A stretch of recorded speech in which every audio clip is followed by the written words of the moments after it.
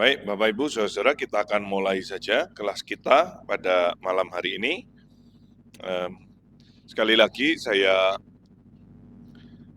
sampaikan bahwa kelas PIK hybrid ini merupakan bagian daripada rangkaian kita dari Garam Bible Camp yang rencana akan diadakan pada tanggal 1, 2, dan 3 Agustus. Nah, silakan teman-teman yang ada berminat bisa mendaftar sebelum Juni ini, dapat early bird khusus harga 200.000 ya. Kalau yang nanti setelah Juni pertengahan kita akan close, jadi kembali ke harga normal 250.000. Jadi saya akan nanti publish, bisa teman-teman sampaikan dan teruskan. Jadi peserta yang dari luar atau dari luar Bali boleh, tapi ada tambahan biaya untuk pesawat dan mungkin ekstra akomodasi gitu. Mungkin sebagian teman-teman yang semester berapa ya? 6 ya. Yang teman-teman yang semester 6 mungkin tidak bisa ikut yang karena ada bagian dari yang teman-teman kita ini PKL gitu. Dan yang semester 8 sudah wisuda, tinggal beberapa teman-teman yang semester 5 ke bawah gitu. Ya, baik, kita akan mulai saja kelas kita pada malam hari ini. Mari kita awali di dalam doa sebelum saya serahkan kepada Saudara Arde untuk menyampaikan materinya mengenai kekudusan Allah. Mari kita sama-sama berdoa. Bapa di dalam surga, kami datang kepadamu, mohon belas kasihan Tuhan, kasih karunia Tuhan yang cukup untuk boleh kami memikirkan, merenungkan prinsip-prinsip kebenaran firman Tuhan, sehingga melaluinya kami boleh diterangi dengan kebenaran firman-Mu. Hidup kami boleh dipakai untuk menyatakan hormat dan kemuliaan nama Tuhan. Terima kasih Bapa di dalam surga, inilah permohonan kami, berkati hamba-Mu, Saudara Arde, dan hamba sendiri yang akan menyampaikan, memaparkan materi, sehingga kami sama-sama boleh dibentuk, sama-sama belajar, dan sama-sama dibukakan mengenai kebenaran-kebenaran yang ada daripada kitab suci ini. Terima kasih, inilah doa dan sembahyang kami, dalam nama Tuhan Yesus, kami memohon, kami berdoa. Amin. Baik, 30 menit ke depan ini, 25 sampai 30 menit saya serahkan kepada Saudara Arde, lalu nanti saya akan sambung yang 30 menit terakhir. Ya, selamat malam Bapak Ibu sekalian yang dikasihi oleh Tuhan. Kita langsung saja masuk ke dalam pembahasan kita hari ini, yaitu pada malam hari ini kita akan membahas mengenai kekudusan Allah. Pertama, kita akan melihat bahwa kekudusan Allah itu seringkali salah dimengerti ya. Salah dimengerti itu bahwa kekudusan Allah itu dilihat seperti bagaimana kita melihat konsep kekudusan yang ada di tengah-tengah masyarakat atau di tengah-tengah kehidupan kita. Banyak agama melihat kekudusan itu sesuatu yang seperti dari level 0 sampai dengan level 100. Maka kalau 10% kamu kudus, 90% kamu bejat. 20% kamu kudus, 80% kamu bejat. Maka kekudusan itu bisa dimulai dari titik paling bawah, lalu makin lama kalau kita makin berbuat baik, makin kita punya kesopanan, kesantunan, makin kita punya pemikiran yang mendekati Tuhan, maka kita bisa dikatakan lebih kudus. Berarti ada seperti gradasi gitu loh, dari tidak kelihatan kudus menjadi kudus. Ini adalah cara pemikiran dunia atau cara pemikiran masyarakat kita secara umum atau cara pemikiran budaya-budaya yang ada dalam dunia, yaitu kudus merupakan satu uh, seperti volume di televisi dari 0 sampai dengan 100, ada levelnya. Nah, tetapi kalau kita mau membahas tentang kekudusan Allah di dalam iman Kristen atau di dalam Alkitab, maka kita tidak boleh menggunakan cara pikir kekudusan yang baru tadi saya jelaskan atau yang baru tadi saya sebutkan. Kita tidak bisa melihat bahwa kekudusan itu bisa dihitung antara persentasenya dari 0% sampai dengan 100%. Kenapa? Karena kalau kita berpikir kekudusan itu bisa dihitung persentasenya dari 0 sampai 100, maka kita akan mulai melihat orang-orang yang tidak lebih baik dari kita punya kekudusan yang lebih rendah, sedangkan orang-orang yang mungkin adalah anak-anak STT, para pendeta, para teolog punya kekudusan yang lebih tinggi. Sedangkan di dalam pengertian iman Kristen tidak seperti itu. Nah, lalu seperti apakah pengertian dalam iman Kristen mengenai kekudusan Allah? Maka kita akan melihat bahwa kekudusan Allah itu punya dua pengertian. Pengertian yang paling mendasar, dan ini membedakan dengan pengertian-pengertian daripada cara pikir yang kita lihat sebelumnya. Yang pertama, kekudusan itu memiliki dua arti, yaitu keterpisahan dan keberadaan. Kita akan melihat keterpisahan itu. Apa maksudnya kekudusan dikaitkan atau artinya adalah keterpisahan? Maka kekudusan menunjukkan perbedaan antara Allah dan ciptaannya. Waktu dikatakan kekudusan Allah, kita berarti tidak melihat Allah yang 100% kudus, manusia itu hanya beberapa persen saja. Tidak, kita tidak melihat seperti itu fenomenanya. Tetapi kita melihat bahwa arti kekudusan Allah adalah Dia yang sungguh-sungguh berbeda dari kita. Waktu kita berbicara tentang kekudusan Allah, maka kita langsung menyadari Allah berbeda dengan ciptaannya. Allah berbeda dengan ciptaannya. Nah, di dalam perbedaan ini, yaitu perbedaan ini menunjukkan bahwa ia terpisah. Allah ada di surga dan manusia ada di bumi. Allah ada di tempat yang kudus atau suci atau yang terpisah dari kita, dan manusia juga ada di tempat yang tidak kudus atau yang tidak yang juga terpisah daripada Allah. Maka kekudusan bukan dilihat seperti persentase tadi, tetapi satu keterpisahan. Nah, itu sebabnya waktu Musa melihat Tuhan menampakkan diri dalam bentuk api yang membakar semak-semak, dikatakan apa? Lepaslah kasutmu, sebab tempat ini kudus adanya. Maka ada pemisahan bahwa Musa yang tidak kudus itu tidak bisa masuk ke tempat yang ada Tuhan di sana. Ada Tuhan di sekitar tempat Tuhan itu menampakkan diri menjadi kudus. Nah, sekarang saya juga mau membedakan, mengajak kita untuk melihat apakah tanah atau tempat di bagian itu tuh menjadi sesuatu yang kudus, itu maksudnya menjadi berubah, bukan tanah yang biasa atau tanah itu dari gersang menjadi subur atau tanah itu akhirnya berkilau-kilauan. Tidak, tanah itu tetap tanah, tetapi karena kehadiran Tuhan sehingga menjadikan apa? Tanah itu menjadi kudus. Maka sesuatu yang umum ketika Tuhan hadir di sana menjadi khusus. Nah, maka Tuhan memisahkan.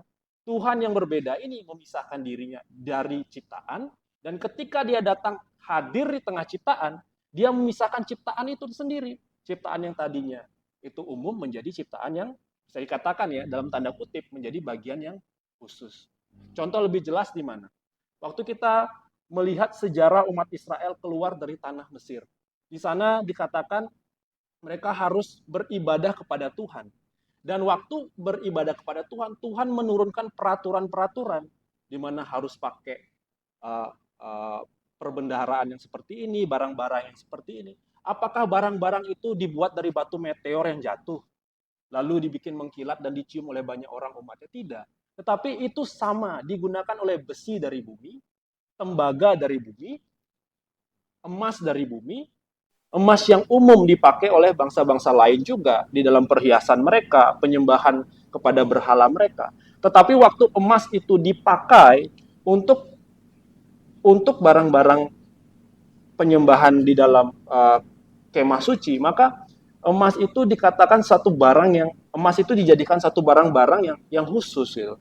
Barang-barang yang uh, hanya boleh dipakai untuk beribadah. Tidak boleh misalnya tiba-tiba satu Israel sudah gelap, ternyata tiang api Tuhan itu pergi, misalnya seperti seandainya saja tiang api Tuhan itu pergi dan tidak kelihatan lagi, lalu mereka bingung bagaimana cara menyalakan halaman kemah mereka. Lalu mereka bilang, oh iya, ada satu tempat lilin yang besar di dalam ibadah, di rumah ibadah. Mari kita ambil yang isinya 7 lilin itu dan kita hidupkan untuk membuat terang kemah halaman kemah kita. Nggak bisa. Karena apa? Karena itu untuk ibadah. Tidak boleh untuk menghidupkan atau menerangi halaman yang ada di depan kemah mereka. Itu adalah barang yang khusus. Sama seperti kita dalam ibadah, misalnya kantong kolekte. Kantong kolekte apakah bisa kita pakai untuk mengamen di jalan? Kita nyanyi-nyanyi untuk kumpulkan dana lalu pakai kantong kolekte? Tidak bisa. Kita punya kantong kolekte yang khusus untuk ibadah. Maka ada kekhususan itu, ada pemisahan itu. Ada barang yang sama, tetapi peruntukannya berbeda. Ada konsep pemisahan itu. Maka Allah di dalam pengertian kekudusan juga memiliki pengertian yang sama. Kekudusannya berkaitan erat dengan keterpisahan dan menimbulkan perbedaan antara Allah dan ciptaannya. Di dalam buku Dasar-dasar Iman Kristen, James Montgomery Boyce mengatakan bahwa ada empat unsur yang bisa memisahkan atau empat unsur kekudusan yang dapat yang dapat kita lihat di dalam keterpisahan Allah ini. Waktu kita melihat pengertian keterpisahan, maka James Boyce itu menjelaskan 4 unsur kekudusan. Yang pertama, yaitu adalah keagungan daripada Allah sendiri.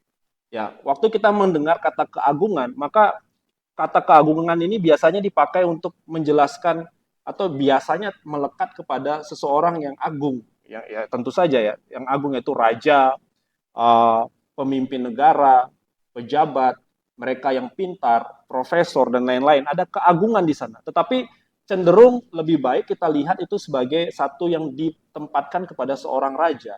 Raja itu agung dan raja itu tempatnya terpisah daripada rakyat.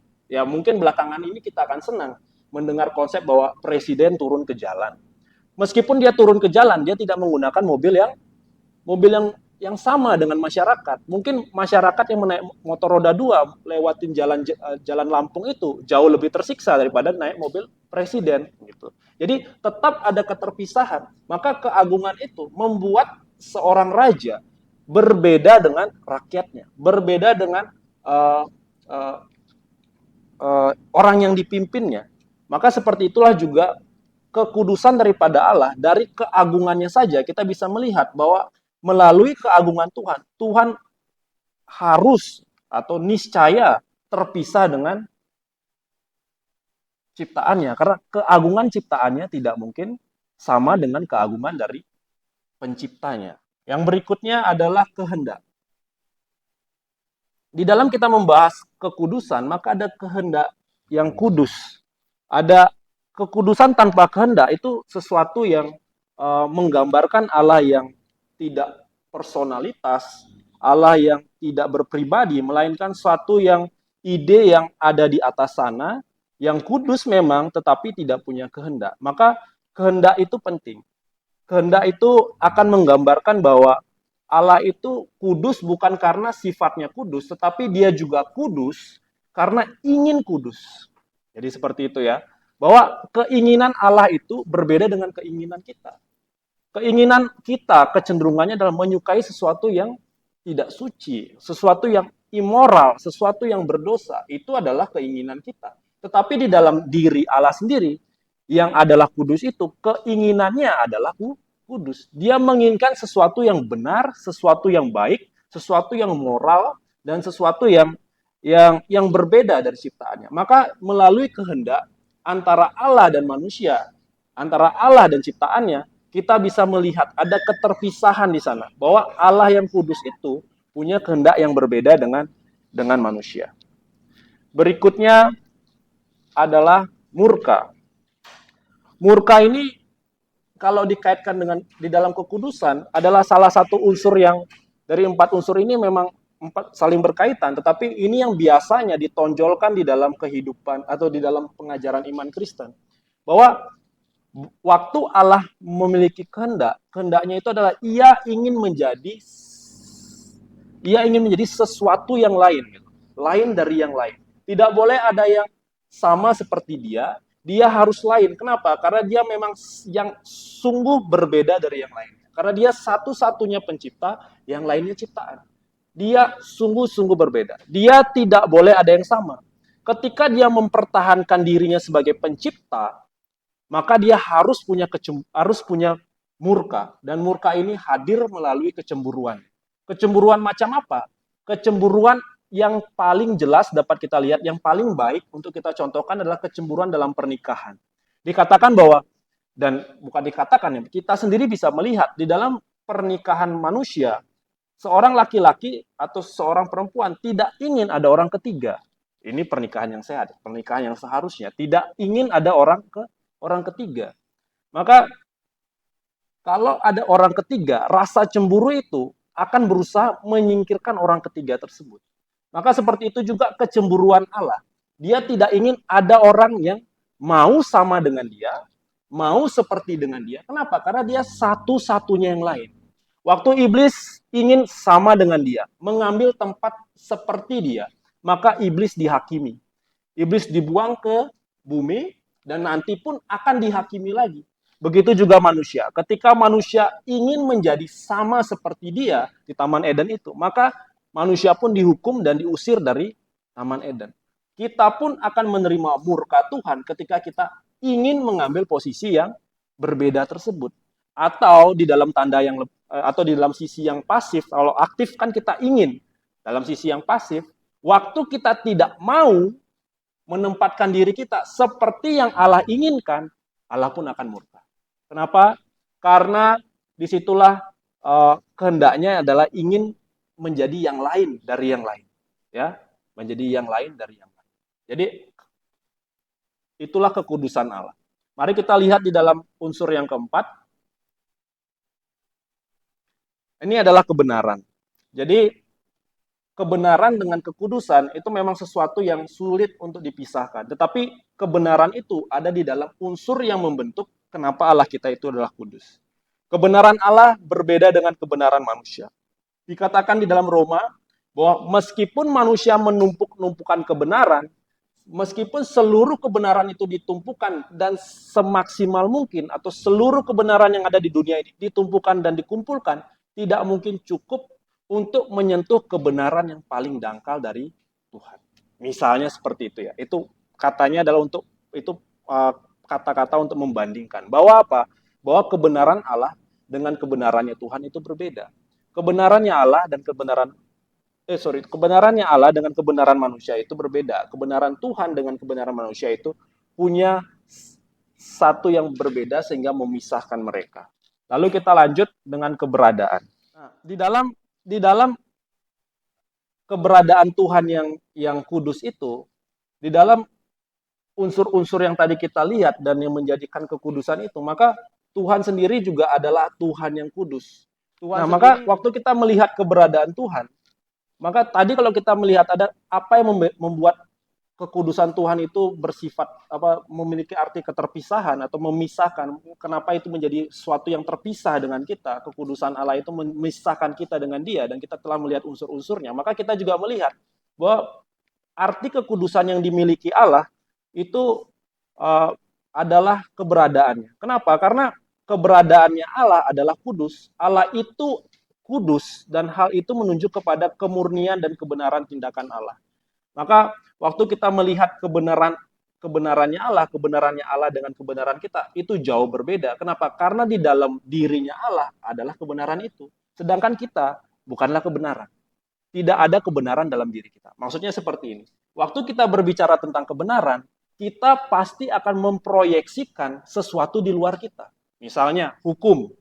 Hukum mendekati dengan kebenaran, menjunjung tinggi kebenaran, mencari kebenaran yang sebenar-benarnya. Misalnya seperti itu, seadil-adilnya. Maka waktu kita berbicara tentang satu kebenaran, kita akan berpegang kepada hukum.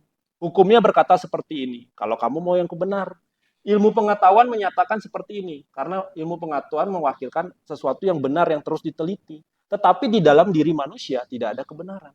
Maka manusia harus berpegang kepada sesuatu yang di luar dia yang menggambarkan kebenaran. Nah, berbeda dengan Allah. Kalau manusia harus berpegang kepada sesuatu yang di luar dia, yang menggambarkan kebenaran, atau yang menunjukkan kebenaran, atau yang menjelaskan kebenaran, maka Allah tidak perlu untuk memegang sesuatu yang di luar dia. Tetapi di dalam dirinya dialah kebenaran itu ada. Maka waktu dia mengatakan sesuatu tentang kebenaran, atau menyatakan kebenaran, dia menyatakan dirinya. Sehingga orang langsung melihat apa itu kebenaran. Kebenaran dalam kata lain tidak bisa dipisahkan dari diri Allah. Jikalau itu bisa dipisahkan dari manusia, maka kebenaran sama sekali tidak bisa dipisahkan dari dirinya Allah. Nah, itu maksud dari keberadaan Allah yang kudus, bahwa kebenaran di dalam dirinya Allah menjadi satu sifat yang harus ada, satu sifat yang mutlak mesti ada, sehingga ia menjadi kudus adanya. Itu kebenaran internal Allah. Lalu karena di dalam dirinya dia adalah kebenaran, tentu saja yang dia lakukan pasti benar. Kenapa manusia tidak bisa melakukan yang sepenuhnya benar? Karena di dalam diri manusia kebenaran itu tidak ada. Yang ada apa? Dosa yang merusak cara kita melihat kebenaran. Sehingga keinginan kita adalah terus melakukan yang tidak benar. Sedangkan Allah sendiri, karena di dalam dirinya adalah kebenaran itu sendiri, maka pasti dan tentu harus dia melakukan sesuatu yang benar, dan dia tidak mungkin melakukan sesuatu yang tidak benar. Nah, karena kebenaran ini, internal ini, dan tindakan yang dia benar, maka dia kudus, dia terpisah. Ya, kita sudah melihat ya bahwa dia terpisah dari kita karena dirinya itu benar, karena memang dirinya itu kudus, dirinya itu berbeda dengan kita. Lanjut, kita akan masuk ke dalam akibat daripada kekudusan Allah ini di Rudolf Otto. Rudolf Otto ini adalah seorang teolog Jerman. Dia menulis satu buku. Saya tidak hafal bukunya dalam bahasa Jerman, tetapi di dalam terjemahan bahasa Inggrisnya, The Idea of the Holy, dia menjelaskan 3 unsur yang dilihat oleh seluruh dunia, yang dilihat oleh seluruh masyarakat dan kebudayaan, bahwa apa sih yang dilihat oleh manusia di dalam dunia ini tentang kata kudus. Kalau tadi kan kita melihat menurut teolog James M. Boyce mengenai kalau di dalam kekristenan kekudusan itu menyangkut 4 unsur apa saja. Sedangkan Rudolf Otto mewakilkan seluruh manusia yang ada dalam dunia ini. Ketika melihat kata kudus atau sesuatu yang kudus atau pribadi yang kudus atau yang dikuduskan atau sang ilahi mereka itu kira-kira seperti apa. Nah, maka yang pertama mereka akan melihat yang namanya awe-inspiring. Nah, ini kata yang berasal dari awful ya, yang begitu buruk kalau dalam bahasa Indonesia itu kamu itu awful banget sih, ya, misalnya gitu. Itu berarti kamu itu kok buruk banget sih, kasihan banget sih, kok semalang itu ya nasibmu. Sudah jatuh tertimpa tangganya tangga yang lebih berat, pokoknya tangga yang benar-benar wah, tangga mall lantai 50 gitu. 550-nya jatuh menimpa kamu, misalnya seperti itu. Jadi Bapak Ibu, ini kondisi yang sangat kasihan, kata awful itu. Tetapi menariknya, dia menaruh kata inspiring di belakang awful itu. Maksudnya apa? Inspiring itu kan sesuatu yang membawa kita untuk melihat atau menyemangati kita atau mendekatkan kita. Maka 2 kata ini digabung. Kenapa digabung? Karena untuk menjelaskan satu pengertian yang didapatkan oleh seluruh manusia dalam dunia ini waktu melihat yang kudus. Apa itu? Waktu mereka mau menyembah kepada ilahi mereka, kepada Tuhan mereka, kita semua manusia pada dasarnya menyadari bahwa kita ingin sekali mendekat dan mengenal siapakah pencipta kita, siapakah yang berkuasa atas kita, siapakah dia yang besar itu. Tetapi di saat yang sama, waktu kita ingin mendekat, ada perasaan takut, ada perasaan yang begitu menyeramkan bahwa dia ini sungguh mengerikan. Dan kita akan menjadi begitu kasihan kepada diri kita karena waktu kita melihat dia yang begitu besar, kita langsung takut. Waktu kita mengenal Genghis Khan. Dia melarikan diri ke satu bukit yang besar waktu ayahnya seorang raja dibunuh, sehingga dia dijadikan budak, tetapi dia berhasil kabur. Dan dia pergi ke satu kuil dewa. Kuil dewa itu ada di satu bukit. Seluruh orang-orang di tanah Mongol itu takut dengan petir. Karena apa? Karena itu perwakilan daripada Tuhan, kemarahan Tuhan. Semuanya takut. Tetapi dia melihat kalau dia naik ke bukit itu pada saat hujan pasti ada petir. Dia harusnya takut, tetapi dia ingin datang karena dia ingin membawa satu permohonan. Dia ingin membalaskan dendamnya. Maka ia datang. Di tengah ketakutan ia datang. Di tengah kengerian ia datang karena ingin memberikan satu pemujaan, ingin memberikan satu permohonan. Nah, maka seperti itu juga. Waktu kita datang kepada Tuhan, kita punya ketakutan. Kita membayangkan Tuhan itu semenyeramkan apa ya? Tuhan itu begitu menyeramkan. Kita sebenarnya takut, tetapi kita juga didorong untuk datang kepada Dia. Ini rasa yang umum diterima oleh seluruh manusia di dalam dunia ini. Waktu kita melihat gunung-gunung, kalau kita bukan orang Kristen, kalau kita tidak mengenal Tuhan, dan kita melihat sesuatu yang besar di sana, kita akan takut. Wah, gunung itu ciptaannya siapa? Ada yang lebih besar. Lautan itu kita akan sangat takut. Jangan bilang saudara tidak takut sama sekali dengan apapun. Coba sendiri tengah laut waktu ombak itu besar. Ombak tenang saja kita akan takut. Kenapa saya sendiri di sini? Kalau saya mati bagaimana? Siapa yang menemukan? Apalagi waktu ombak datang. Mungkin saudara takutnya takut, ya, takutnya takut. Maka ketakutan itu maka sesuatu yang besar itu yang dipuja oleh banyak orang itu atau yang dijadikan pencipta itu memiliki unsur ini, ketakutan, tetapi juga membuat kita menarik diri untuk mendekat dengan Dia. Yang berikutnya yang kedua, nah tentu saja karena itu menakutkan, maka secara otomatis jiwa raga kita, mental kita, ya kejiwaan kita langsung entah kenapa waktu kita mendengar kata pencipta atau Tuhan kita, ilahi kita, semua itu membuat kita menundukkan diri, ya, menundukkan diri. Jadi ada kuasa yang mendorong kita atau menekan kita untuk menundukkan diri di hadapan Sang Besar itu. Lalu yang ketiga, menurut Rudolf Otto, semua itu juga berkaitan dengan energi. Ada satu kekuatan. Tanpa disadari kita selalu melihat bahwa entah itu suku-suku pedalaman, entah itu agama-agama yang mungkin lebih modern kita lihat ada di kota-kota atau sebagainya yang lebih beradab seperti itu. Semuanya itu ada unsur kekuatan, ada unsur energi atau sebutan dalam bahasa kita sehari-hari ada kemagisannya. Ada apa ya? Ada energi yang lain. Selalu waktu kita mau berdoa, waktu kita mau mendekat kepada atau menyembah, beribadah atau sembahyang atau melakukan upacara, kita selalu waktu memikirkan tentang Allah, memikirkan tentang Sang Pencipta, memikirkan tentang yang memimpin kita itu, yang besar itu, selalu ada energi yang lebih besar dari kita. Ada energi yang lain. Nah, ini adalah tiga unsur yang didapat oleh orang-orang secara umum, dan unsur-unsur ini nanti akan membuat kita melihat bahwa ada daya tarik memang, tetapi juga ada kengerian untuk menyembah kepada Allah yang besar itu. Sekarang kita masuk ke dalam 1 Petrus 1 ayat 16, di sana dikatakan bahwa kuduslah kamu sebab aku kudus. Nah, seringkali orang Kristen atau kita semua ya akan sangat bingung dengan kata ini, bukan bingung sih, tapi cepat mengambil kesimpulan bahwa seharusnya kita kudus seperti Allah yang kudus. Tapi kudus yang mana? Seperti tadi kita sama-sama mengupas ya, bahwa kudus itu ada dua, ada keterpisahan dan ada keberadaan. Apakah waktu kita dituntut oleh Allah, kuduslah kamu sebab aku kudus, adalah menjadi seperti Allah? Tidak.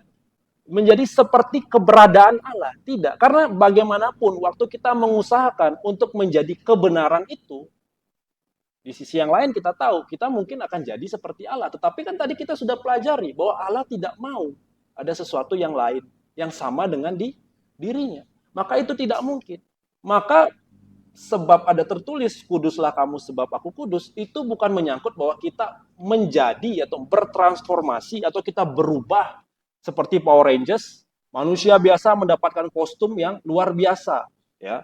Kita tidak seperti itu, tetapi kita berubah bukan dalam keberadaan kita yang kudus, yang tadinya adalah hina menjadi keberadaan yang kudus. Nanti kita akan seperti itu, tetapi sekarang tidak. Waktu perintah ini diberikan, kuduslah kamu sebab aku kudus, lebih ke arah keterpisahan. Apa maksudnya keterpisahan? kita memisahkan diri kita untuk menunjukkan kemuliaan Tuhan.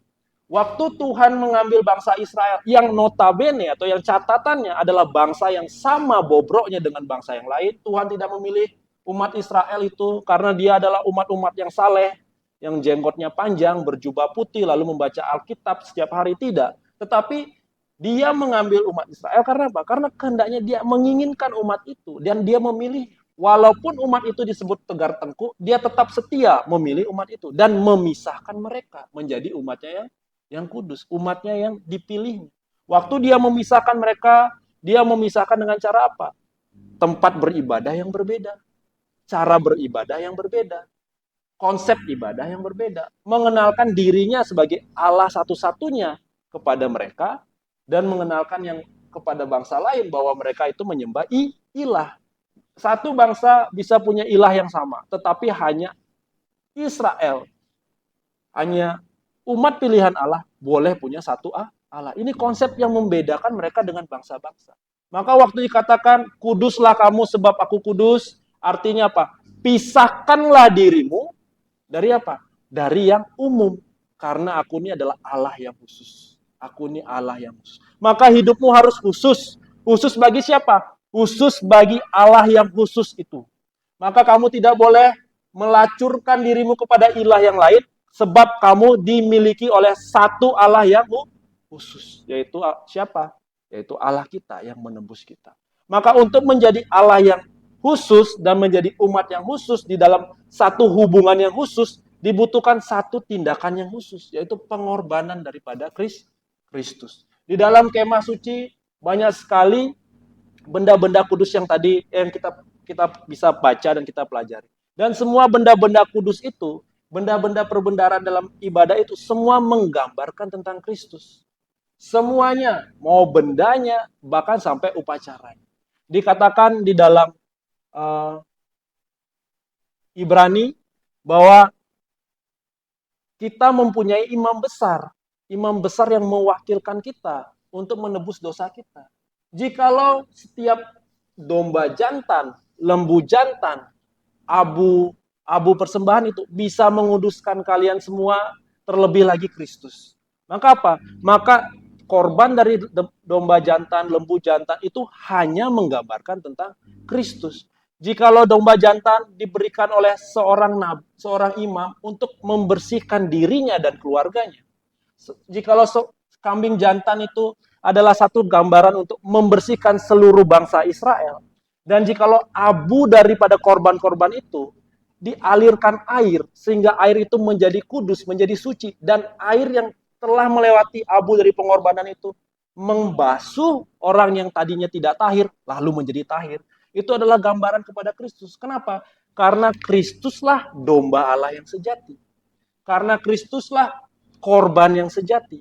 Karena daripada Kristus, air kebenaran itu membersihkan umat manusia yang berdosa. Umat-umat yang telah ditebusnya. Maka kita harus melihat bahwa tindakan khusus Allah membuat kita menjadi umat yang terpisah. Tindakan khusus Allah memisahkan kita dari dunia menjadi miliknya Allah. Nah, dalam hal ini akan tercium sedikit bau-bau bahwa tidak semua umat diselamatkan. Karena kalau dipisahkan, berarti ada yang disisakan. Kalau semuanya diselamatkan, dipisahkan dari apa? Dari umat yang seperti apa? Dari umat yang najis yang mana? Tidak. Maka kita punya konsep bahwa Tuhan tidak menyelamatkan seluruh orang, setiap orang, tetapi semua yang telah direncanakan untuk diselamatkan. Semua umat, satu pun tidak terkecuali, hanya umat pilihan. Nah, ini konsepnya seperti itu. Dari situ kita bisa mencium konsep itu.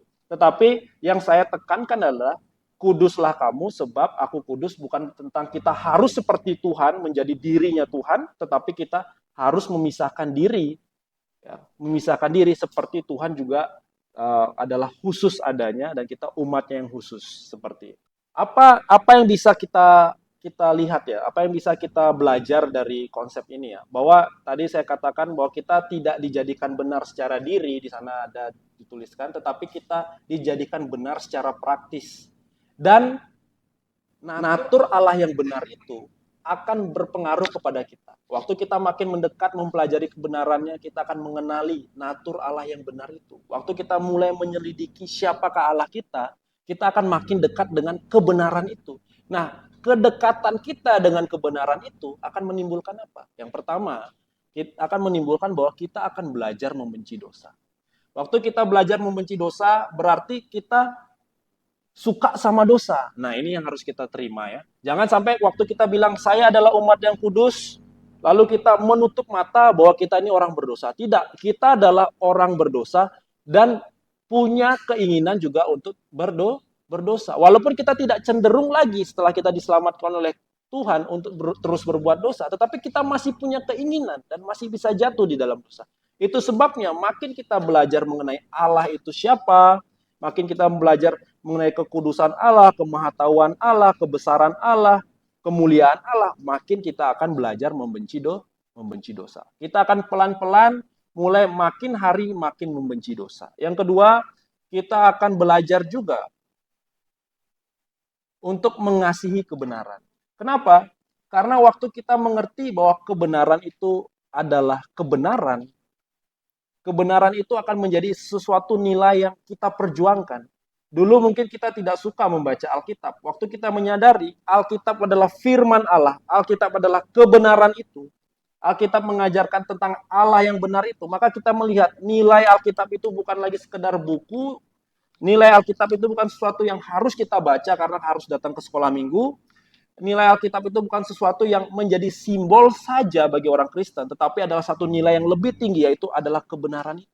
Maka kita akan belajar dan memperjuangkannya di dalam kehidupan kita.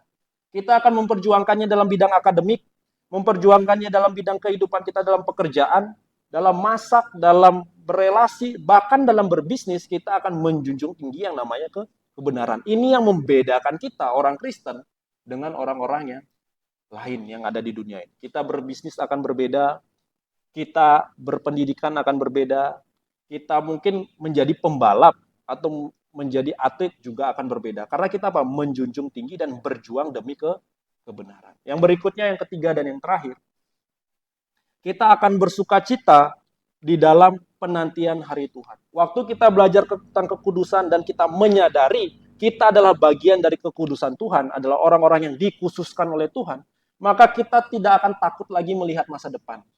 Orang-orang begitu takut melihat masa depan. Kenapa? Karena waktu hari Tuhan menyatakan kekudusannya secara sempurna, orang-orang akan begitu ketakutan karena mereka punya salah di hadapan Tuhan. Oh, kita pun punya salah, benar. Kita punya satu yang melawan Tuhan, benar. Tetapi yang menjadi berbeda adalah kita diperlakukan secara khusus karena Kristus.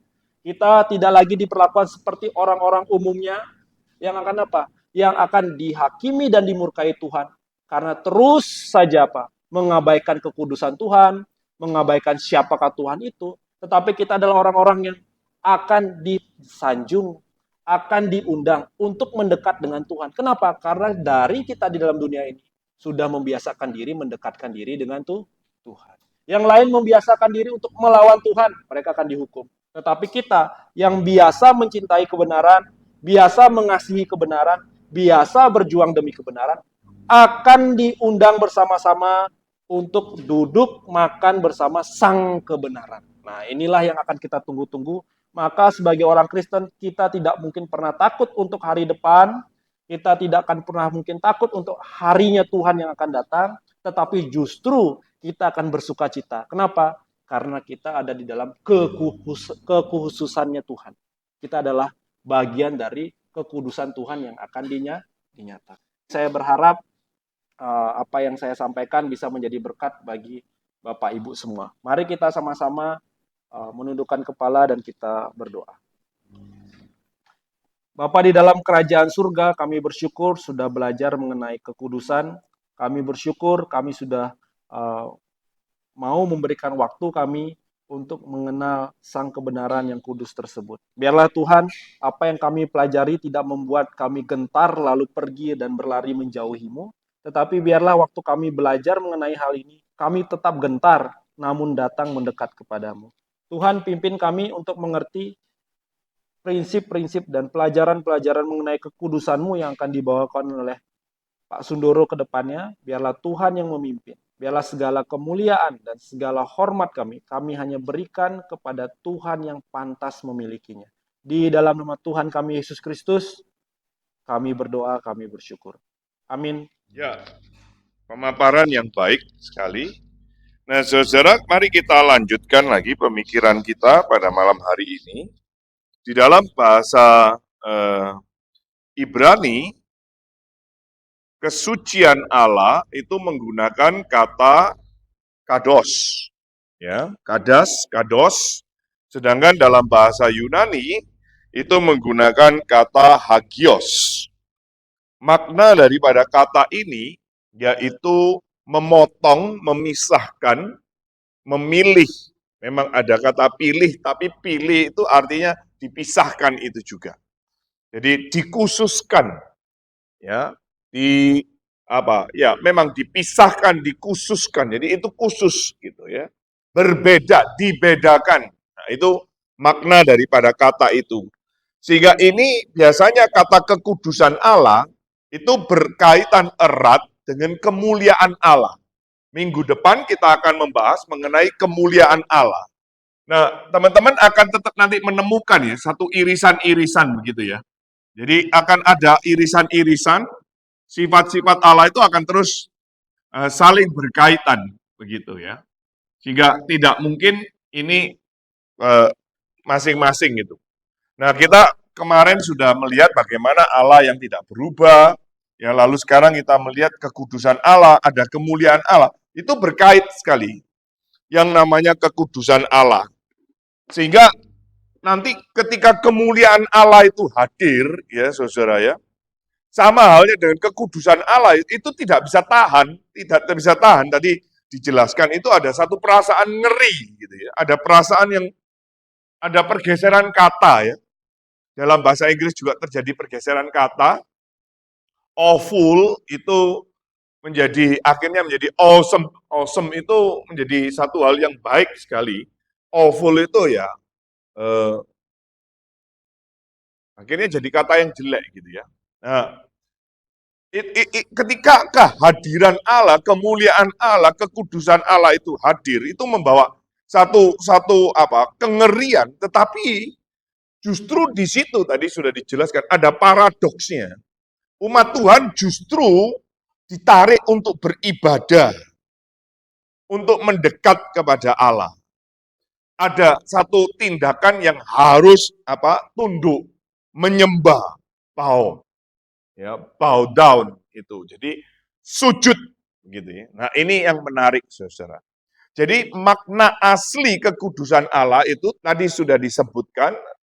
Bagian yang pertama adalah dia mutlak beda. Dia bukan beda-beda tipis, enggak. Tapi dia mutlak beda. Mutlak beda itu berarti sama sekali itu enggak ada kesamaan. Itu sebabnya di dalam Alkitab saudara akan menemukan dengan siapa kamu mau samakan aku? Dengan apa kamu mau samakan aku? Tuhan selalu mengatakan, siapa yang seperti aku? Jadi mutlak itu beda, tidak sama. Maka nanti saudara-saudara, yang tadi sudah disinggung juga oleh saudara Ardi, itu sebabnya kenapa Tuhan itu juga disebut Allah yang cemburu.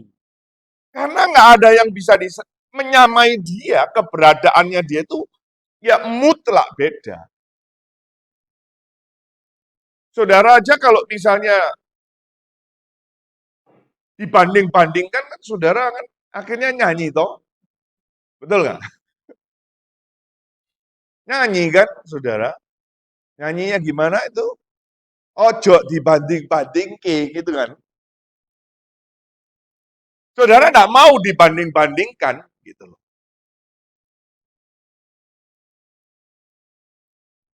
Kemarin hari Minggu saya melayani di Singaraja, saudara, ada muda itu mengatakan, dari mana kamu tahu kalau kamu anaknya bapakmu? Karena mirip gitu ya, saudara. Mirip ya.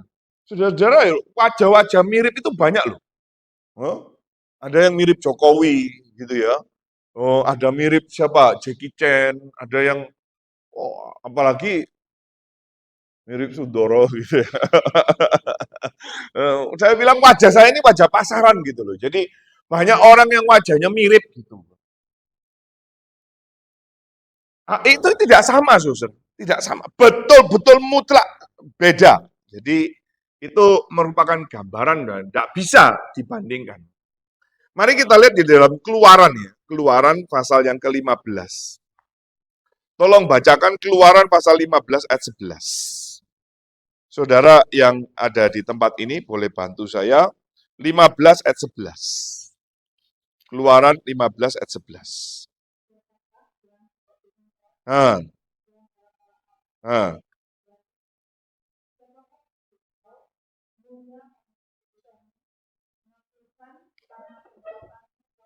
nah. Mengerikan, menakutkan, saudara, dikatakan situ. Siapa yang sama seperti engkau? Nah, di sini saudara akan menemukan, saudara, tadi di dalam konsepnya, sebentar ya, kita akan masuk. Turunkan, yang kedua, yaitu keberadaannya. Ya. Keberadaannya itu, dia kemuliaan yang tidak terbatas ya. Dia itu tidak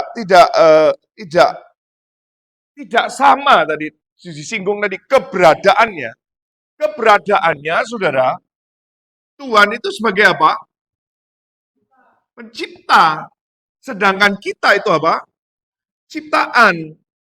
Maka keberadaannya tidak bisa sama. Ini mutlak beda. Lalu, manusia membuat, tanda kutip, pencipta dengan kayu, dengan gunung, dengan apa lagi? Bentuk-bentuk binatang, begitu ya. Makanya Tuhan marah sekali. Tidak bisa. Itu cuma dalam tahap apa? Ciptaan. Lalu kamu angkat dia sebagai apa? Pencipta, tidak bisa. Tadi dikatakan kuduslah engkau sebab aku kudus. Itu tidak berarti lalu kita menjadi keberadaannya sebagai pencipta. Tidak. Nanti saya akan jelaskan di bagian akhir juga. Jadi saudara-saudara, maka saudara, kemuliaan kekudusan Allah, tadi saya sudah singgung juga, ada irisan antara kekudusan dan kemuliaan Allah. Minggu depan kita akan bahas itu, kemuliaan Allah. Kemuliaan yang tidak terbatas itu, saudara. Tadi dikatakan ada keagungan. Kita ini kadang-kadang ya, sulit menjelaskan ya, kemuliaan keagungan Tuhan itu dengan kata-kata kita. Karena nah ini bagian, minggu lalu saya sudah jelaskan, sifat Allah yang incommunicable. Yang tidak bisa dikomunikasikan. Artinya yang tidak ada wakil dalam ciptaan itu. Karena mutlak berbeda. Maka saudara mau menjelaskan Allah Tritunggal itu juga nggak bisa. Karena ingat, dia apa? Lalu saudara pakai analogi-analogi yang di wilayah sini tidak bisa juga. Lalu saudara menjelaskan kemuliaan Allah, kekudusan Allah, tidak bisa. Tapi kalau saudara nanti menjelaskan tentang kasihnya Allah, masih bisa. Kasihnya Allah masih bisa dijelaskan. Karena kita mungkin mempunyai contoh-contoh yang bisa mewakili. Tetapi sekali lagi saudara, kekudusannya itu gimana itu? Kita yang penuh dengan dosa, bagaimana? Kita yang nggak mulia, bagaimana? Masih ingat ayat Alkitab mengatakan semua manusia sudah berdosa dan kehilangan kemuliaan Allah. Sehingga tidak kudus lagi, terpisah. Ya. Jadi ini saudara ya. 1 Samuel 2 ayat 2. 1 Samuel 2 ayat 2.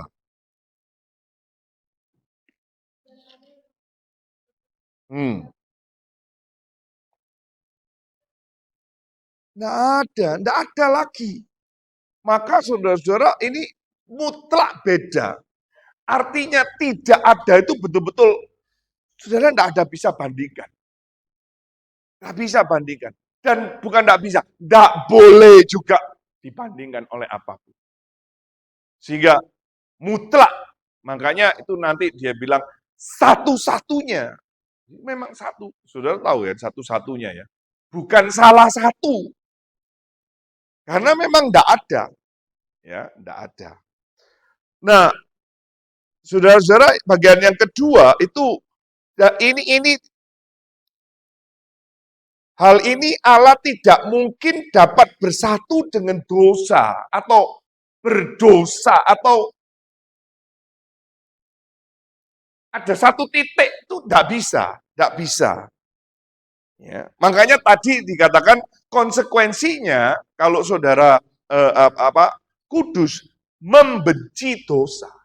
Karena enggak mungkin bisa berdosa. Kemuliaan Allah yang tak terbatas itu tidak bisa bersatu satu titik pun dengan dosa. Makanya nanti kalau saudara bisa menangkap pengertian ini, saudara ya, teriakan Tuhan Yesus, Eloi, Eloi, lama sabatani itu di situ. Ada keterpisahan oknum Allah yang pertama dan oknum Allah yang kedua. Ini pun, saudara, kalau dibahas, loh, dalam kekekalan mereka tidak pernah terpisah, sekarang terpisah. Itu bagaimana? Kalau terpisah, ini Allah ini kemana? Saudara nanggap maksud saya? Saudara kalau terpisah, saya terpisah, engkau dan saya satu di ruangan ini, satu di mana? Ruangan sana. Karena memang apa? Keberadaannya terpisah, betul? Tapi kalau Tuhan, keberadaannya kan tidak ada ruang. Terus kalau dibilang terpisah, di mana Bapak itu? Nggak bisa menjelaskan. Kan? Makanya saudara-saudara, Pendeta Billy Kristanto mengatakan, di mana Allah? Ya di salib itu. Sebetulnya itu bukan Billy Kristanto, Martin Luther. Martin Luther mengatakan di mana? Ya di salib itu. Loh, Allah kok di salib? Iya. Nah itu pada waktu dia betul-betul menanggung beban dosa seluruh umat manusia. Seluruh umat manusia ini jangan dipikir bahwa semua manusia, tetapi menanggung dosa umat pilihannya. Jadi di situ saudara, maka dituntut kemurnian. Nah, nanti makanya kalimat kuduslah kamu itu karena ada tuntutan seperti itu saudara ya. Mari kita lihat di dalam Ayub 34 ayat 10 sampai 12. Ayub 34, silakan. Ayat 10 sampai 12. Nah.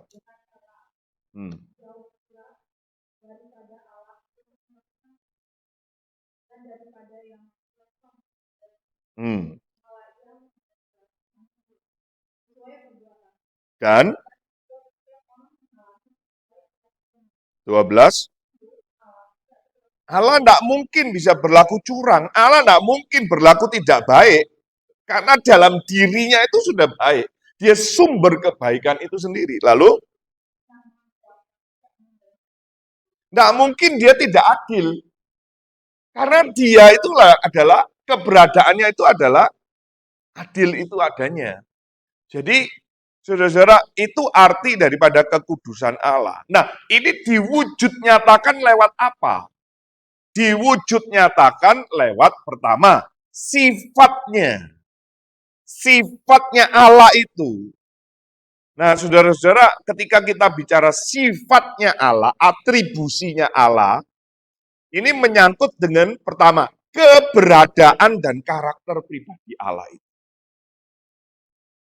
Jadi keberadaan Allah, ini kalau saudara kan sudah belajar filsafat ya, eksistansi keberadaan Allah dan karakternya itu sendiri suci, kudus.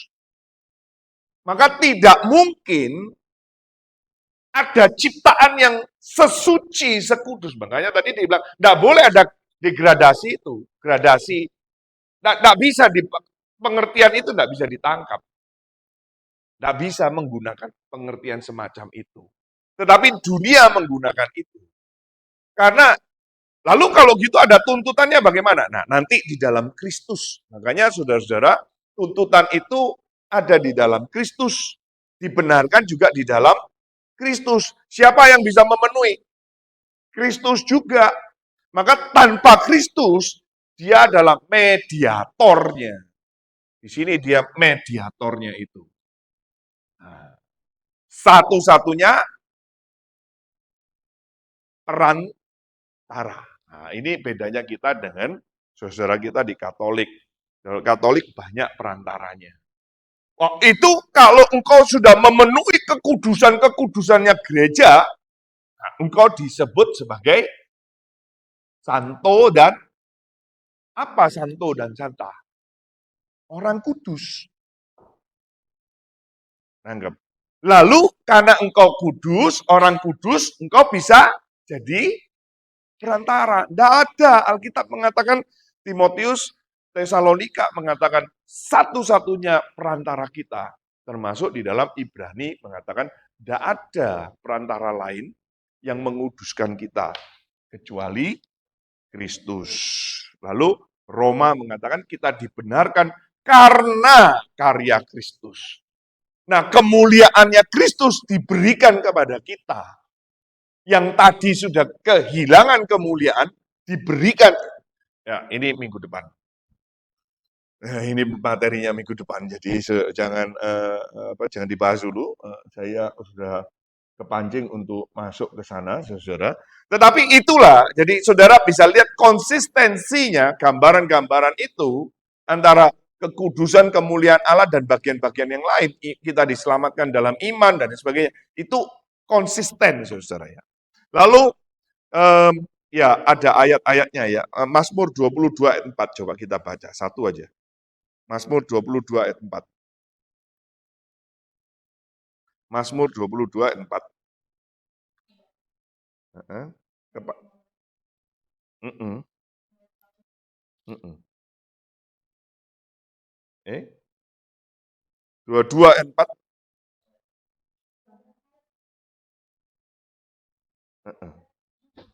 Nah, padahal engkaulah yang kudus, yang bersemayam di atas puji-pujian orang Israel. Jadi, saudara-saudara, ini sifatnya itu kudus. Lalu yang berikutnya, diwujud nyatakan dalam apa? Namanya yang kudus. Saudara. Nah, ketika bicara nama, itu tidak sekedar identitas. Tapi ini menyangkut otoritas. Saudara nanggap ya? Makanya ada tanda tangan. Saudara nanggap ya? Tanda tangan itu kan apa? Mau menyatakan bahwa ini loh, nama yang bertanda tangan di bawah ini memberikan otoritas, pengesahan. Betul nggak? Berarti ini sah. Ini benar adanya. Ini berkekuatan hukum. Begitu, saudara. Jadi, namanya itu berotoritas. Jadi, nama ini tidak identitas saja, tidak hanya otoritas saja, tetapi ini juga menyangkut dengan apa? Kehormatannya. Makanya saudara-saudara di dalam Amsal Sulaiman mengatakan, nama baik itu apa? Kalau saudara mendapatkan nama baik itu seperti apa? Pahlawan yang mengalahkan satu kota. Jadi saudara-saudara, nama itu berarti identitas, otoritas, dan apa? Satu lagi? Apa? Kehormatannya, saudara. Saudara, sekarang ini ya, gereja ini sekarang, saudara kalau lihat di YouTube ya, saudara, saya ngeri ya, saudara. Minggu-minggu ini saya banyak lihat di YouTube itu, dan saya kemarin bagikan kan kepada teman-teman ya, Hillsong itu menjadi Hellsong. Itu sekarang ada liputan ya, saudara ya, mega church, skandal daripada mega church. Ini jadi warning buat saya. termasuk ini bagi saudara semua. Kita mau jadi besar, kita ingin jadi besar itu baik. Tapi ingat ya, besar itu banyak skandalnya. Gereja-gereja yang besar-besar itu banyak skandalnya. Dan setiap kejadian skandal selalu berusaha ditutup-tutupin. Karena apa? Untuk menjaga apa? Nama baik. Maka saudara dan saya harus waspada ya. Saudara dan saya harus hati-hati. Saudara masih ingat nggak ya? Dulu waktu saudara kecil kan nggak peduli ya nama baik. Betul. Saudara waktu kecil kan nggak peduli nama baikmu. Pokoknya kamu nyuri ya nyuri, nakal-nakal, pukul-pukul, main-main. Saudara nggak peduli kan nama baik orang tuamu lah, apa nama. Tapi makin dewasa, makin bertumbuh, saudara makin apa? Peduli kan dengan apa? Nama baik, betul. Lalu saudara mengatakan, malu aku. Saudara malu itu kenapa? Nama baikmu tercemar. Wah, kamu itu bikin apa? Malu saja. Malu siapa? Malu orang tuamu. Malu siapa? Kampusmu. Malu siapa? Gerejamu. Nama. Berkaitan dengan nama. Maka saudara-saudara, itu sebabnya ada muncul kalimat, jangan sebut namaku, nama Tuhan dengan sembarangan. Artinya menyebut itu, saudara-saudara, ada satu kehormatan di situ. Ada otoritas.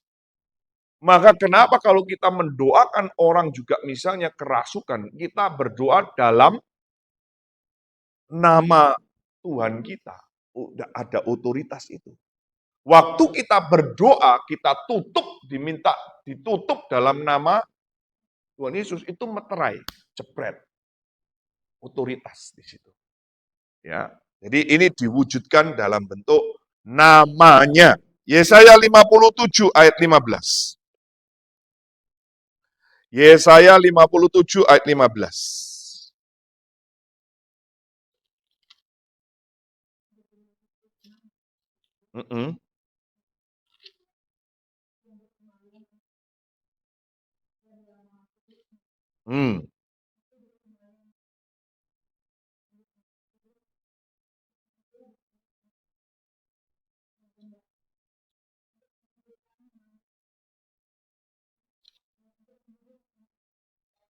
Wah, ini saudara, ini luar biasa.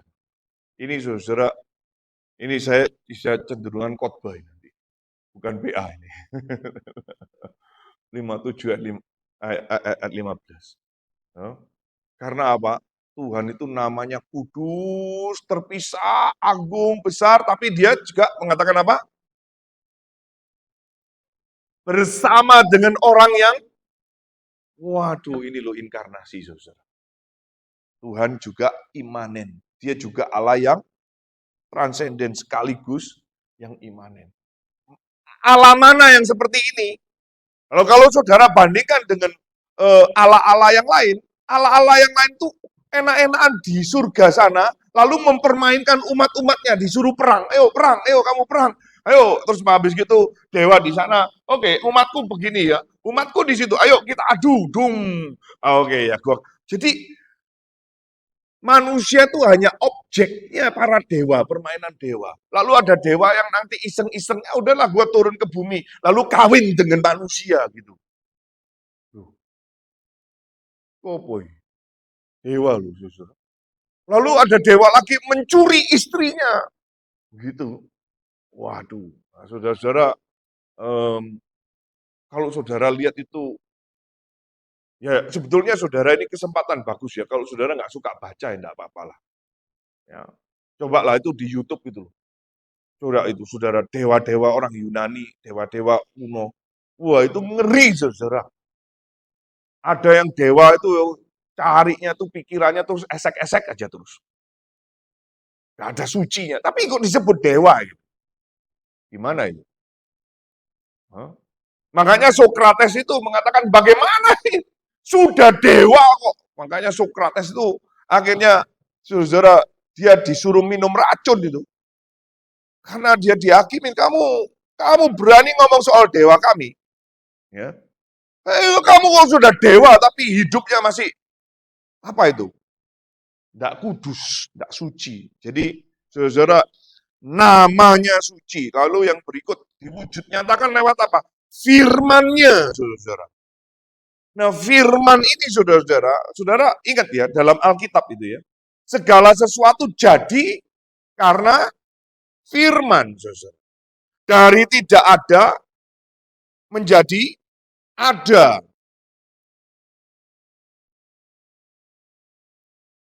Dari kacau menjadi teratur. Itu karena apa?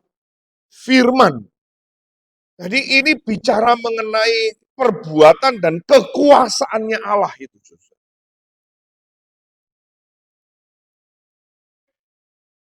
Kekuasaannya itu dinyatakan lewat firman. Makanya firman itu menjadi kekuatan kita. Ini khususnya orang reform. Saudara-saudara.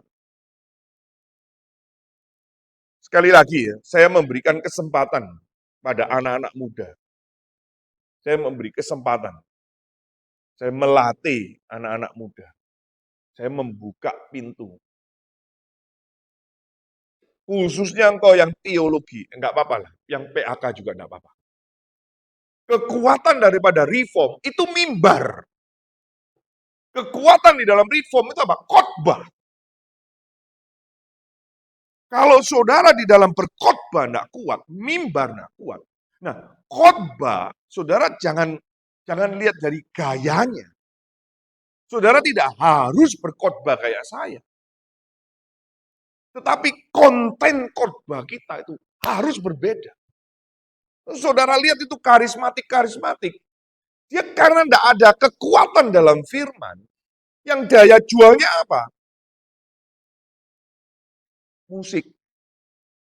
Daya jualnya apa? Atmosfernya itu. Makanya itu Hillsong itu disebut dengan gereja apa?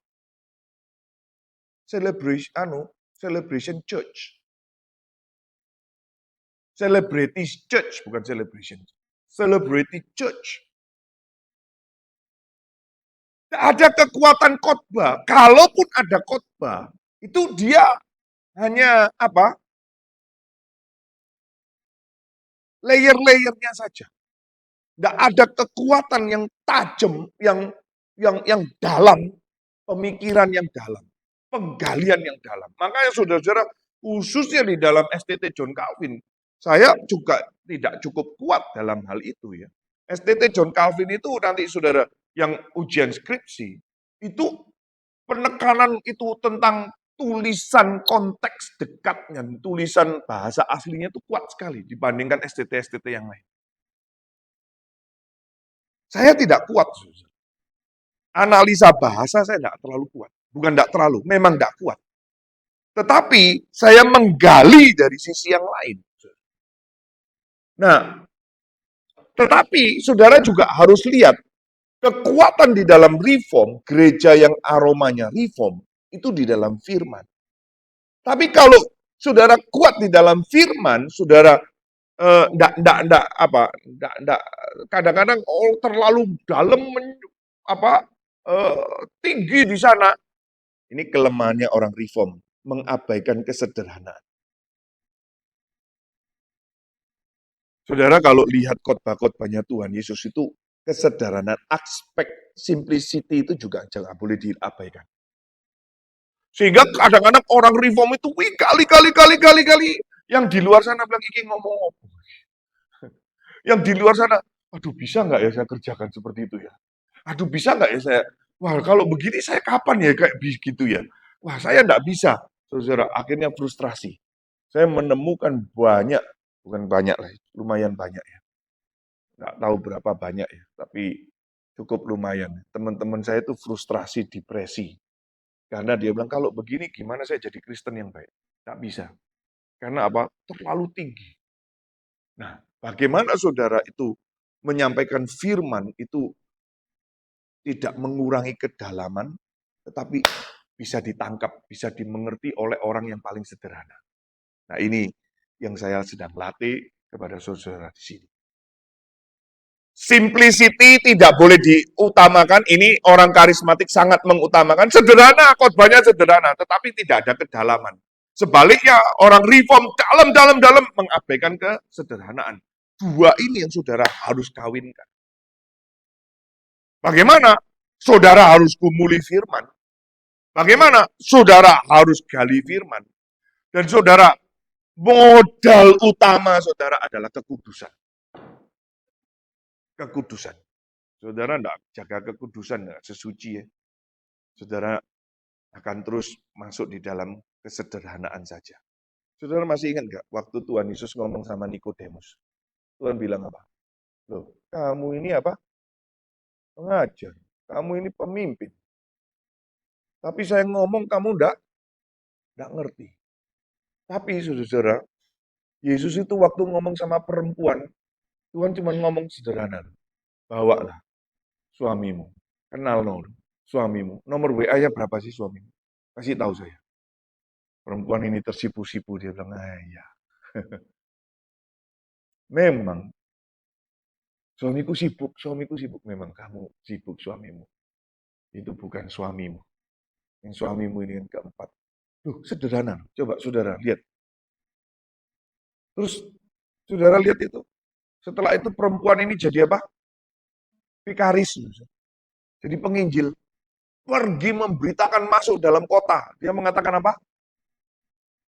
Ada Mesias yang aku temui. Coba saudara-saudara.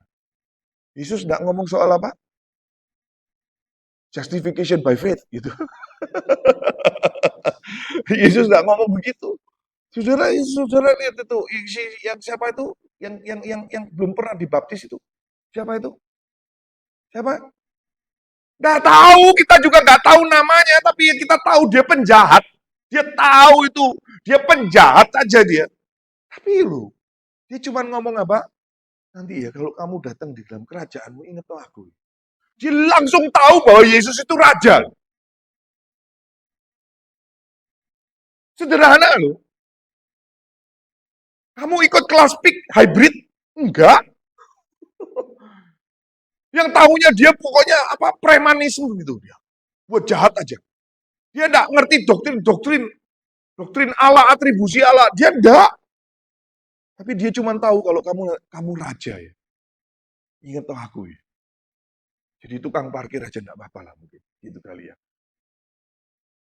Tapi saudara, sebentar lagi kita akan memperingati kenaikan apa? Tuhan Yesus. Murid-murid itu 3,5 tahun, bro.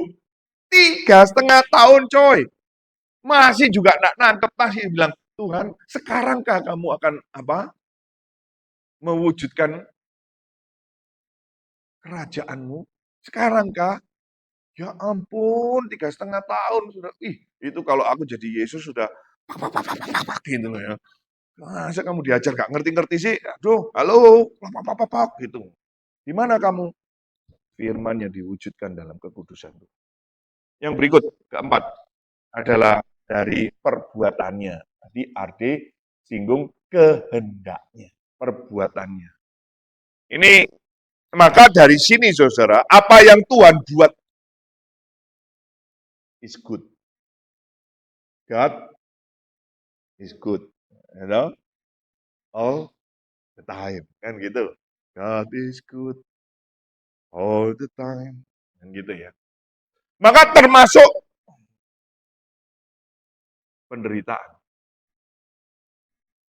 Nah, soalnya kok saudara mengerti begini. Loh kok Tuhan kasih penderitaan? Lalu saudara ada ditanya, kalau ada Tuhan kenapa ada penderitaan? Saudara-saudara waktu kita pandemik ya, tahun 2019 ya, 20 ya. Lalu saya trace back, saudara, saya belajar 2018 saya sudah memberikan seminar Problem of Evil. Kalau Tuhan ada, kenapa ada kejahatan? Kalau Tuhan ada, kenapa ada pandemik? Saudara-saudara, waktu itu saya dengan teman-teman, Pak Kadek sama Pendeta Samuel Udo, saya bilang, tuh lihat, Problem of Evil kita sudah seminarkan 2 kali, 2018. Kalau memang Tuhan ada, kenapa ada kejahatan? Wah, itu saudara. Kalau saudara mengerti di dalam kekudusan Allah, tidak ada kejahatan. Tuhan mampu membuat kejahatan itu balik menjadi alat bagi kemuliaannya Dia. Jadi di dalam providensia Tuhan. Maka tidak ada yang jahat, tidak ada yang buruk di dalam diri Tuhan keberadaannya. Ketiga, diwujudkan dalam apa? Kerajaannya. Ini kalau tadi saudara RJ itu menyangkut kemuliaannya. Ini sistem pemerintahannya. Ya. Kerajaannya. Itu ini berbicara mengenai sistem pemerintahannya. Maka sistem-sistemnya Tuhan semuanya kudus, suci adanya. Tidak ada yang jelek, tidak ada yang buruk. Pimpinan Tuhan itu, penyertaan Tuhan, tidak ada yang buruk, tidak ada yang baik. Tidak ada yang jahat, maksud. Bukan tidak ada yang baik, tidak ada yang jahat. Tidak ada yang buruk, tidak ada yang jahat. Ya. Mari kita lihat Mazmur 47 ayat 9. Mazmur 47 ayat 9. Mazmur 47 ayat 9. Ada ayat-ayat yang lain, saudara, saya tidak baca ya. Karena menyeringkas waktu. 47 ayat 9, silakan. 47 ayat 9, oh saya yang salah, 49. Oke. Apa tadi? Bacakan lagi. Allah.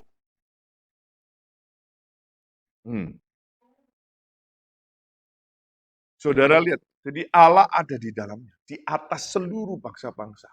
Dia memerintah di dalam kekudusannya. Maka saudara, implikasinya apa? Yang pertama, saudara, implikasi dari pelajaran kita malam hari ini, tadi sudah disinggung. 1 Petrus 1 ayat 15 dan 16. Hendaklah kita ada di dalam kekudusannya. Kuduslah kamu sebab aku kudus. Ini adalah derivatif turunan. Ya. Sampai kapanpun, dengar kalimat ini baik-baik, sampai kapanpun eksistensi kita tidak akan pernah bisa sama seperti Allah. Saudara nangkep ya? Karena tidak ada yang bisa seperti Allah. Dia pencipta, kita ciptaan. Tetapi kita akan dibuat sama seperti Allah. Itu tidak sama dengan. Saya ulangi ya. Kita akan dibuat sama seperti Allah, tapi tidak sama dengan. Akan tetap ada perbedaan antara dan ciptaan. Anggap ya. Nah, kita akan dibuat sama seperti Allah di dalam Kristus. Maka barang siapa yang mati di dalam Kristus, dia akan juga dibangkitkan. Barang siapa yang hina dalam Kristus, dia akan dipermuliakan. Kita diadopsi, ya. Lalu Kristus menjadi yang sulung. Kita adalah yang apa? Adik-adiknya, derivatifnya. Nah, saudara-saudara, paling yang sederhana adalah saudara-saudara pohon apa? Duren, buahnya apa? Ya duren lah, Sundoro. Sederhana memang. Ya. Kalau saudara ada pohon duren, tapi buahnya apa? Jeruk, itu namanya pohon Natal, gitu ya. Pohon Natal kan begitu, saudara ya. Pohonnya apa, terus buahnya apa, gitu macam-macam kan gitu ya. Kelap-kelip dan lain sebagainya, gitu ya. Itu pohon Natal namanya, gitu ya. Bukan tidak bisa. Pohon duren ya buahnya duren. Tapi pohon dan buah sampai kapanpun kan enggak sama kan, betul. Saudara nangkep ya. Pohon dan buah itu ya satu bagian tapi enggak pernah bisa sama. Ya. Jadi ini pohon duren. Nah, kalau saudara makan pohonnya, ya ada masalah dengan dirimu. Yang dimakan adalah buahnya. Gitu loh. Saudara nangkep ya? Nah, jadi sampai kapanpun kita tidak akan bisa sama dengan Allah, tapi kita dibuat seperti Allah. Karena siapa? Kristus. Itu jangan lupa. Itu jangan lupa. Nah, kemarin ada satu teman yang skripsinya juga menyangkut kekudusan Allah ya. Sayang, tapi ya sudahlah, saudara, itu saya sudah sarankan, tapi sampai hari ini dia belum konsultasi sama saya sebagai dosen penguji ya. Saya suruh tambahin ya, tulisan itu untuk ngambil dari sini, kuduslah kamu, hendaklah kamu kudus karena kudus, gitu ya. Jadi kekudusan itu dasarnya adalah dari Allah. Dan kalau saudara tidak kudus, saudara, itu Ibrani, ini Petrus ngambil dari Ibrani. Ibrani di dalam ayat sebelumnya, kalau saudara tidak kudus, saudara akan dimuntahkan oleh tanah itu. Tanah itu loh muntah. Nah, saudara, lihat di dalam Alkitab mereka yang nggak kudus, nggak suci, nggak benar, Alkitab gambarkan apa? Ditelan oleh tanah. Nah ini susah. Tapi kalau sampai dimuntahkan oleh tanah itu, saudara, nantilah ya, ini khotbah lagi. Jadi ini bukan BA lagi, saudara. Itu saya sudah khotbahkan itu di persekutuan doa GKPKR. Ya. Jadi, saudara kalau tidak kudus itu dimuntahkan, ditolak, di-reject ya, oleh gereja, oleh masyarakat, oleh kampus, oleh bahkan dirimu sendiri yang menolak. Maka kuduslah karena Tuhan kudus. Sebenarnya kita dipisahkan, dibedakan, diterima, disucikan, di apa lagi? Dikhususkan gitu. Jadi saudara tidak boleh sama. Yang berikut terakhir. Wahyu 14 ayat 4. Wahyu 14 ayat 4.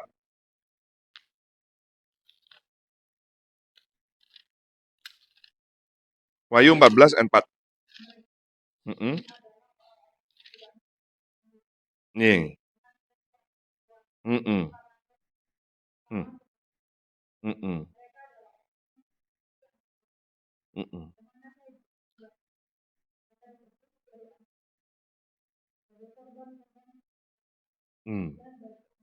Nah, saudara-saudara lihat itu ya. Ini sekali lagi yang tadi saya sudah jelaskan. Kalau saudara mau khotbah ini sudah bisa juga.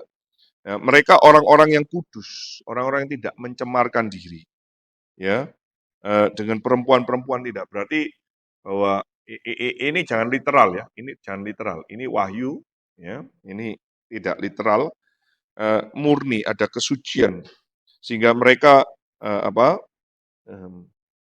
gentar dan menyembah Tuhan. Jadi kekudusan Allah itu harus membuatnya kita ngeri, takut, gentar, tapi sekaligus kita didorong untuk atau ditarik untuk menyembah. Nah, tadi Saudara Ardi bagus mengambil contoh waktu Musa, gitu. Dia tertarik, betul, tertarik. Apa ini? Ini kok sesuatu yang belum pernah dia lihat ini. Apa ini? Wah ini bagus ini kalau gua ambil video ini diviralkan ini pasti jadi like-nya bisa banyak ini bisa ribuan ini jadi viral. Tapi waktu dia maju, ini parah ini parah ini.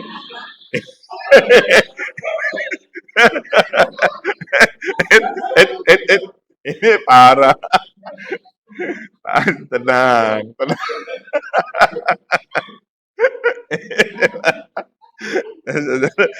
Yang nggak ngerti ya biarin aja, nggak ngerti ini maksudnya apa gitu. Lepas kasutmu itu, lepas, nggak boleh. Ini kudus ini tempat ini.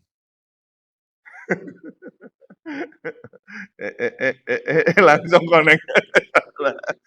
Kebanyakan nonton iklan yang ini nih. Tapi buktinya nyambung juga kok. Jadi sama-sama suka iklan ini. Kalau misalnya tadi bingung begitu ya berarti memang dunianya beda gitu ya. Mutlak berbeda gitu. Jadi itu ya saudara ya. Kiranya Tuhan menolong kita. Mari kita berdoa. Bapa di dalam surga, terima kasih untuk waktu yang Tuhan berikan, terima kasih untuk kesempatan yang Tuhan anugerahkan. Terima kasih untuk pengertian-pengertian yang Tuhan bukakan, kiranya ini boleh terus menyadarkan kami dan terus berpaut kepada kekudusan Tuhan.